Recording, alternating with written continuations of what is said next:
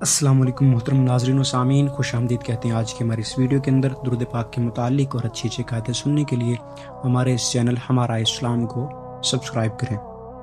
یقیناً درود پاک سے بہت سارے مسائل، بہت ساری مشکلیں آسان ہو جاتی ہیں، اسی طرح بیماریاں بھی دور ہو جایا کرتی ہیں۔ اسی کے ضمن میں راحت القلوب کتاب کے اندر ایک واقعہ لکھا ہوا ہے کہ ایک بادشاہ تھا اور وہ سخت بیمار ہوا۔ بیماری کی حالت میں 6 مہینے گزر گئے، کہیں سے آرام نہ آیا۔ بادشاہ کو پتہ چلا کہ حضرت شیخ شبلی رضی اللہ تعالیٰ عنہ یہاں آئے ہوئے ہیں۔ اس نے عرض کر بھیجا کہ تشریف لے آئیں۔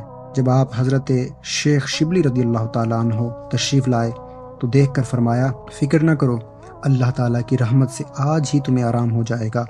آپ نے درود پاک پڑھ کر اس کے جسم پر ہاتھ پھیرا تو اسی وقت وہ تندرست ہو گیا۔ یہ ساری برکت درود پاک کی تھی۔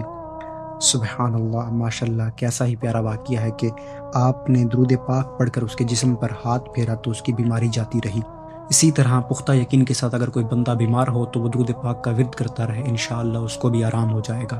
اللہ تبارک و تعالیٰ سے دعا ہے کہ ہمیں درود پاک پڑھنے کی توفیق عطا فرمائے اور حضور اکرم نور مجسم پر کثرت سے درود پاک پڑھنے کی ہمیں عادت بنانی چاہیے۔